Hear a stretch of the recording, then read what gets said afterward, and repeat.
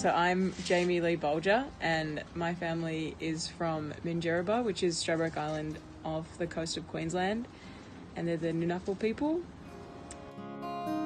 If you literally just log on to Facebook these days, you'll see, if you read any news article or you watch a news piece or even just like News Breakfast or one of those, not even news shows, they're just like anything, they'll bring up a topic of like an Indigenous person does this or there's a group of Indigenous people doing that, and not even just the content that's covered in the piece, you just go on the comments and there's just an outpour of hate that you don't see in everyday life. Like you sort of forget that people are out there and that people have that sort of opinion. If people read these comments and they've never met Aboriginal people, or they're like from other countries and this is all they've seen, all these negative comments, they sort of go, well, I guess we hate Indigenous people then, I guess this is it. And then so they sort of take that mindset and put it on people in real life. And if they see an Indigenous person or if they see more articles, then they'll comment about it, because that's just like what people think is normal. It's because I have a lot of like Indigenous people in my circle, because it's just like family and friends, and it just causes so much trauma to just read these comments, because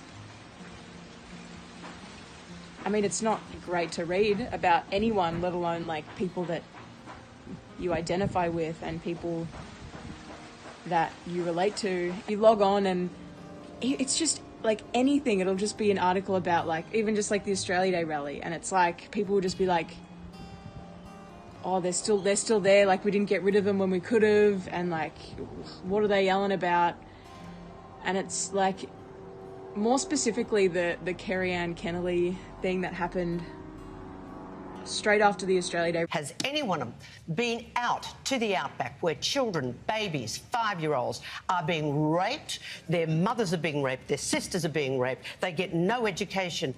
What have you done? I'm sure Zippo. that is not even faintly true, Kerry, and you're sounding quite racist right now. I'm offended by that, Yumi.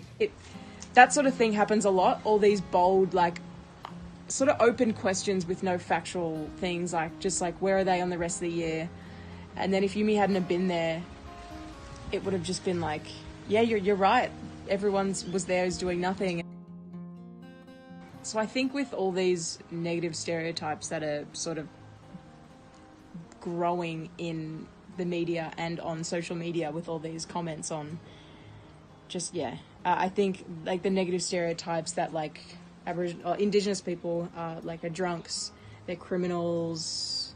I think even just like general things like if you see a fair-skinned Aboriginal like me, the stereotype, I don't know, I feel like I have to constantly disprove what all Aboriginal people look like. People look different.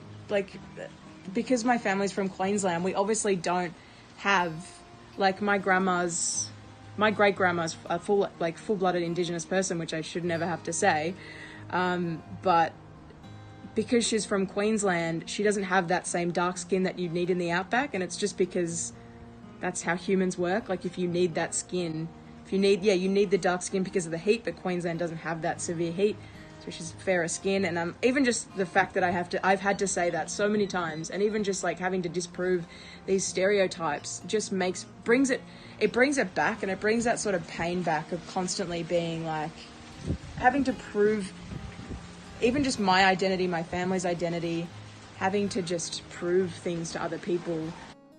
And I'm constantly asked just like, what percentage are you? And even just that question alone is like a whole different ballgame, because I've had to explain to like naive friends, asking what percentage I am is sort of like the sort of white Australia policies. Like, that's what they want. There was like a period of time where they wanted to breed us out as a race. So to just ask people what percentage they are it just goes beyond just the question.